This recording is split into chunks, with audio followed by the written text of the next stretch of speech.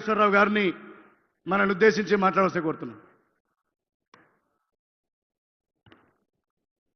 గౌరవనీయులు మీ అభిమాన శాసనసభ్యులు జిల్లా పార్టీ అధ్యక్షులు ఈనాటి సభాధ్యక్షులు మేడిపల్లి గారికి, ఈనాటి ముఖ్య అతిథి మీ అందరి యొక్క ఆశీర్వాదంతో ఈనాడు తెలంగాణ ముఖ్యమంత్రిగా ఈ రాష్ట్రంలో అనేక సంక్షేమ అభివృద్ధి కార్యక్రమాలకి మూలమైనటువంటి వ్యక్తి ముఖ్యమంత్రి గారికి, అదేవిధంగా జిల్లాలో సుదీర్ఘకాలం కాంగ్రెస్ పార్టీకి ప్రభుత్వంలో అనేక సంవత్సరాలుగా సేవలు అందిస్తూ మీ అభిమానాన్ని పొందినటువంటి మంత్రివర్యులు శ్రీధర్ బాబు గారికి, పొన్నం గారికి, అడ్లూరి గారికి, అదేవిధంగా వేదిక మీద ఉన్నటువంటి కరీంనగర్ జిల్లా ప్రజల యొక్క ఆశీర్వాదంతో ఈనాడు శాసనసభలో అదేవిధంగా వివిధ ప్రభుత్వ హోదాల్లో ఉన్నటువంటి పార్టీ పెద్దలందరికీ ఈరోజు ఈ కార్యక్రమానికి ఇచ్చినటువంటి వేలాది మంది చొప్పదండి అదేవిధంగా కార్పొరేషన్ నుంచి వచ్చినటువంటి మిత్రులందరికీ ధన్యవాదాలు తెలియజేస్తా.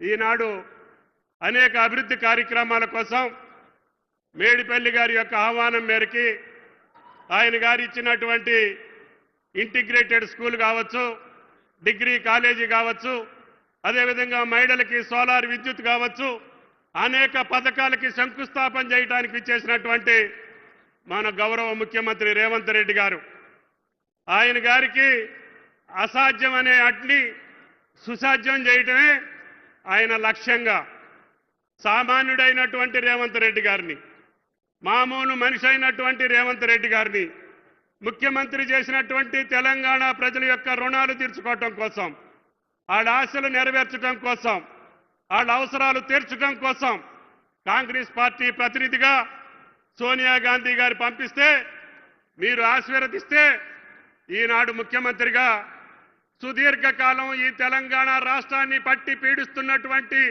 శాశ్వత సమస్యలకి పరిష్కారం చేసినటువంటి రేవంత్ రెడ్డి గారు. మీకు తెలుసు, కులగణన అనేది అందరి కోరిక.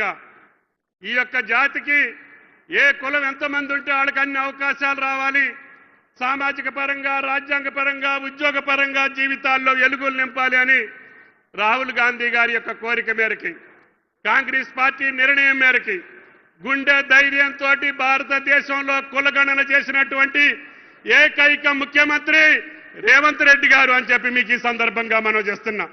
అందుకని ఈరోజు బీసీ జనాభాకు తగ్గట్టుగా అన్ని రకాలుగా ఉద్యోగాల్లో, రాజకీయాల్లో అవకాశాలు కల్పించే అవకాశం వచ్చింది.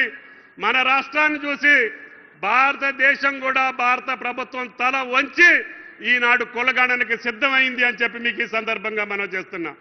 అంతేకాకుండా దళితుల్ని వేరు చేసి, వేరు కొంపట్లు చేసి వాళ్ళ రాజకీయ పబ్బాలు గడుపుకున్నటువంటి రాజకీయ పార్టీలకి ధీటుగా అనేక సంవత్సరాలుగా మన కళ్ళ ముందు నిప్పు అగ్నిగుండంలా మరిగినటువంటి కేటగరైజేషన్ కూడా ఈ రోజున సమాధానం చెప్పి వాళ్ళ యొక్క అవకాశాలు తగ్గట్టుగా ఈ రోజున కేటగరైజేషన్ చేసినటువంటి ఏకైక రాష్ట్రం భారతదేశంలో రేవంత్ రెడ్డి గారి ప్రభుత్వం అని చెప్పి మీకు ఈ సందర్భంగా మనం చేస్తున్నాం. అంతేకాకుండా ఆయన గారు చెప్పినటువంటి అన్ని కార్యక్రమాలకి శ్రీధర్ బాబు గారు చెప్పినట్లుగా ఒక్కొక్కటి ఆర్థిక పరిస్థితుల వెసులుబాటుతోటి ఒక్కొక్క పథకాన్ని ప్రారంభిస్తూ వాటిని పూర్తి చేసుకుంటున్నాం. ఇందాక చెప్పారు మహాలక్ష్మి, మహిళామ తల్లులందరూ కూడా ఉచిత బస్సులో ప్రయాణం చేస్తున్నారు అంటే ఈ రోజుకి 279 కోట్ల సారి మహిళలు ఉచిత బస్సులో ప్రయాణం చేశారు. వాళ్ళకి ఖర్చు పెట్టినటువంటి సొమ్ము 9,170 కోట్లు. అంటే 9,000 కోట్లు మహిళామ తల్లుల యొక్క ఖాతాల్లో జమ అయినట్టే, మీకు పొదుపు వచ్చినట్టే. ఏ ప్రభుత్వం కూడా భారతదేశంలో సంవత్సరన్నర కాలంలో మహిళామ తల్లులకి ఉచిత ప్రయాణం కోసం 9,000 కోట్ల పైసలకు ఖర్చు పెట్టినటువంటి ఏకైక ప్రభుత్వం తెలంగాణ ప్రభుత్వం, రేవంత్ రెడ్డి గారి ప్రభుత్వం అని చెప్పి మీకు ఈ సందర్భంగా మనం చేస్తున్నాం. అంతేకాకుండా విద్యుత్ శక్తి ఇస్తామని చెప్పాం. రైతులకే కాకుండా పట్టణంలో ఉన్నటువంటి నిరుపేదలకి 52 లక్షల పైచిలకు కుటుంబాలకి ఉచిత విద్యుత్ ఇస్తున్నాం. దానికి ఈ రోజుకి సుమారు 3,000 కోట్ల పైచిలకు ఈ రోజున మీ ఖాతాల్లో జమ చేశాం. అంటే మీరు కట్టాల్సినటువంటి సొమ్ముని రేవంత్ రెడ్డి గారి ప్రభుత్వమే కరెంటు బిల్లులు కట్టి సుమారు 3,700 కోట్లు కరెంటు బిల్లులకి ఖర్చు పెట్టామని చెప్పి కూడా మీకు ఈ సందర్భంగా మనం చేస్తున్నాం. ఈ రకంగా ప్రతి పథకానికి కూడా 1,000 కోట్ల రూపాయలు ఖర్చు పెట్టాం. అదేవిధంగా నేతన్నలకి ఈ కరీంనగర్ జిల్లాలో తెలంగాణకి ఊపిరి పోసినటువంటి జిల్లా, తెలంగాణ ఉద్యమానికి ఊపిరి సలిపినటువంటి జిల్లా, తెలంగాణ సాధనకు ప్రాణాలు అర్పించినటువంటి జిల్లా, నేత కార్మికుల సమస్యలు కూడా ఆనాటి 10 సంవత్సరాల్లో పూర్తి కాకపోతే రేవంత్ రెడ్డి గారి నిర్ణయం ప్రకారం ఈ రోజున పాత బాకీలు కూడా చెల్లించి 1,000 కోట్ల రూపాయలు చేనేత కార్మికులకు ఇచ్చి వాళ్ళ రుణమాఫీని కూడా రుణమాఫీ చేసి ఈనాడు వాళ్ళకి చేతి నిండా పని కల్పించి మాకు ఈ పని చాలు, ఇక మేము ఈ పని చేయలేము అని చెప్పి చేనేత కార్మికులు వచ్చేదాకా 24 గంటలు కష్టపడ్డా కూడా ప్రభుత్వ ఆర్డర్లన్నీ కూడా నేత కార్మికులకే ఇచ్చాం. దానికి సిరిసిల్లాయే కాదు, కరీంనగరే కాదు, తెలంగాణలో ఉన్నటువంటి ప్రతి నేత కార్మికుడికి యొక్క రుణం తీర్చుకున్నటువంటి ప్రభుత్వం రేవంత్ రెడ్డి గారి ప్రభుత్వం అని చెప్పి మీకు ఈ సందర్భంగా మనం చేస్తున్నాం. అదేవిధంగా రైతన్నలకి మీకు తెలుసు 2 సంవత్సరాల్లోనే సుమారు 1,10,000 కోట్లు ఖర్చు పెట్టినటువంటి ఏకైక ప్రభుత్వం భారతదేశంలో రేవంత్ రెడ్డి గారి ప్రభుత్వం అని చెప్పి మీకు ఈ సందర్భంగా మనం చేస్తున్నాం. మీరు పంట పండించడానికి 50,000 కోట్లు, పంట కొనటానికి 50,000 కోట్లు, ఉచిత విద్యుత్ కాకుండానే అనేకమైనటువంటి పథకాల కోసం 1,10,000 కోట్లు 2 సంవత్సరాల్లో ఖర్చు పెట్టినటువంటి ప్రభుత్వం రేవంత్ రెడ్డి గారి ప్రభుత్వం అని చెప్పి మీకు ఈ సందర్భంగా మనం చేస్తున్నాం. గతంలో మీరు చూశారు, ఏప్రిల్లో మేలో రైతు బంద్ వేసేవాళ్ళు. మేము నారు పోసే ముందు వేస్తున్నాం, నాట్లు వేసేటప్పుడు వేస్తా ఉంటే వాళ్ళ కడుపు మండుతా ఉంది. ఏంటి, మనం ధనిక రాష్ట్రం ఉన్నప్పుడే, అప్పులు లేనప్పుడే, ఆదాయం ఉన్నప్పుడే 4-5 నెలల పాటు మనం రైతు బంద్ వేసేవాళ్ళం. మరి రేవంత్ రెడ్డి గారు 9 రోజుల్లో 9,000 కోట్లు వేసేటటువంటి శక్తి ఆయనకి ఎట్లొచ్చింది అని చెప్పి వాళ్ళకి కడుపు మండుతుంది. అయినా సరే వాళ్ళు ఎంత కడుపు మండినా, వాళ్ళ కళ్ళమ్మటి నీళ్లు వచ్చినా, వాళ్ళు కన్నీరు కార్చినా రైతు భరోసా మళ్ళీ అనుకున్న పద్ధతిలోనే మీ నాట్లు పూర్తయ్యే లోపలనే వేస్తామని చెప్పి కూడా మీకు ఈ సందర్భంగా మనం చేస్తున్నాం. ఈ రకంగా రుణమాఫీ ఏ రాష్ట్రంలో జరగల.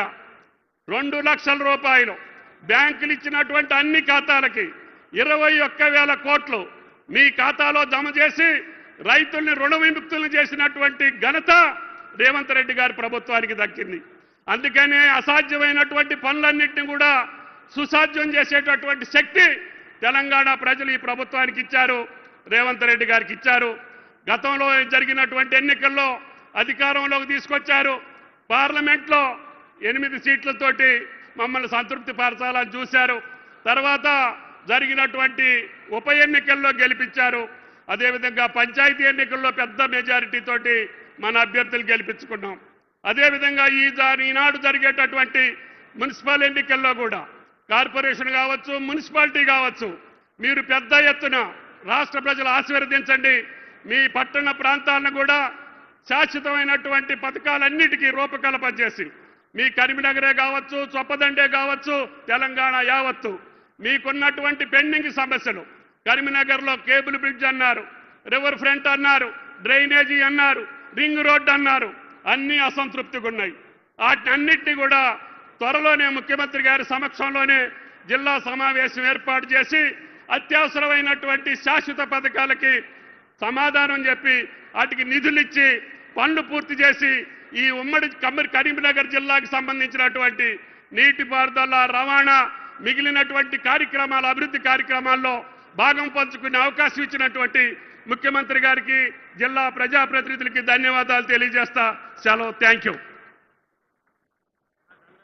పెద్దలు తుమ్మల నాగేశ్వరరావు గారికి మనందరి తరపున ప్రత్యేకంగా ధన్యవాదాలు తెలియజేస్తూ, ఇప్పుడు మన అందరి అభిమాన నాయకులు 4 కోట్ల తెలంగాణ ప్రజల గుండె చప్పుడు మన అభిమాన ముఖ్యమంత్రి వర్యులు రేవంత్ రెడ్డి గారు మాట్లాడబోతున్న సందర్భంగా